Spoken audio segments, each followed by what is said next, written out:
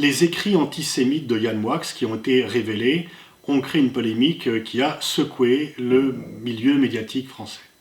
Et ceci en dit long non seulement sur le paysage audiovisuel et médiatique, mais également sur la société française, le rapport à l'antisémitisme et le rapport à Israël.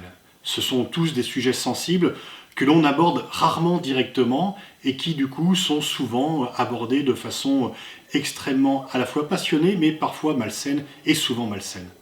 La ligne de clivage là-dessus n'est pas entre les journaux mainstream qui seraient sages et mesurés, qui donneraient une véritable information, et les réseaux sociaux qui seraient dans le complotisme. Oui, bien sûr, le complotisme existe dans les réseaux sociaux, mais souvent il est favorisé par la complaisance ou le silence des médias sur ces sujets.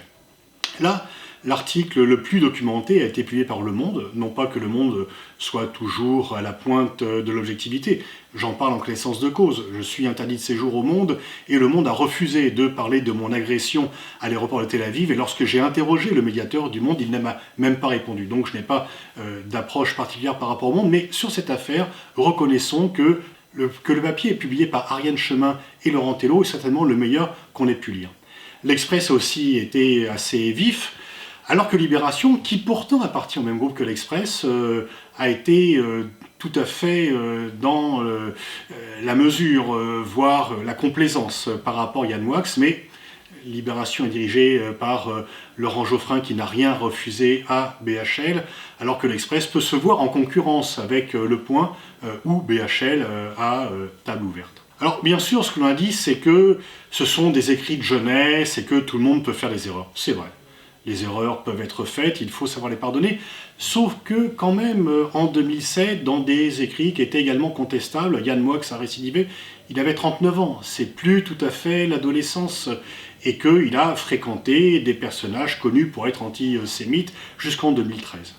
Mais en tous les cas, si l'on peut plaider l'oubli, le pardon, comme l'a fait BHL, très curieux d'ailleurs, parce que BHL a fustigé les gilets jaunes qui étaient tous ensemble antisémites, qui n'avaient le droit à aucun pardon, mais Yann Moix, lui, a le droit de tous les pardons.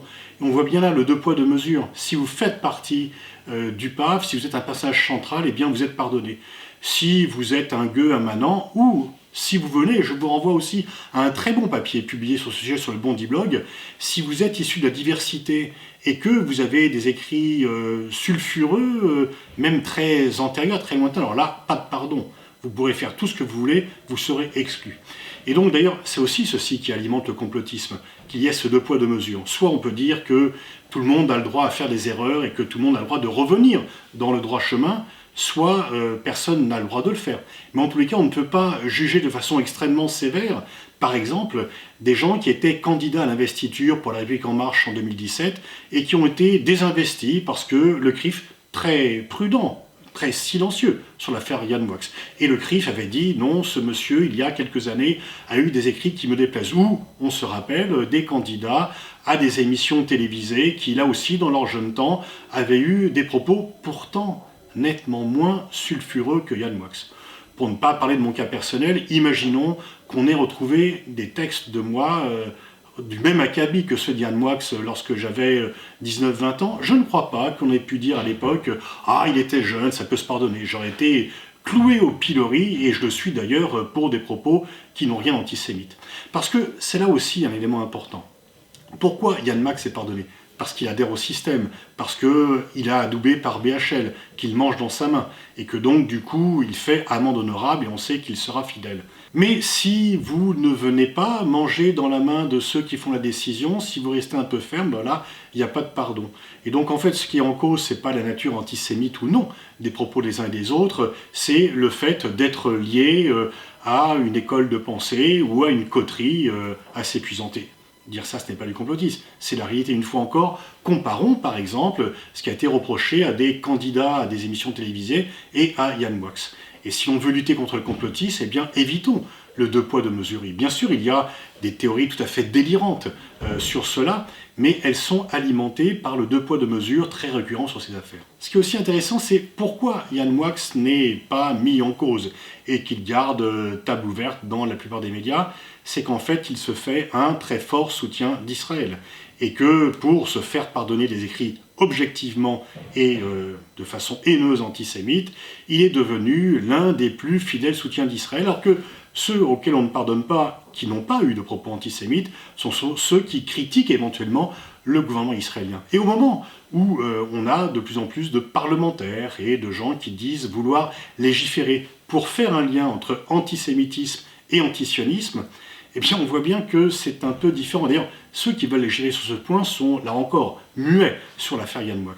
Et on voit que Yann Moix, en fait, et ses écrits antisémites, il se les fait pardonner par une vigoureuse défense, tous azimuts, non seulement de l'existence d'État d'Israël, ce qui est tout à fait légitime, mais des positions du gouvernement israélien. Et qui, au contraire, il lutte de façon très forte. On se rappelle de ce grand débat, Yann Moix et BHL, les nouveaux visages de l'antisémitisme, bien sûr, l'antisémitisme de banlieue.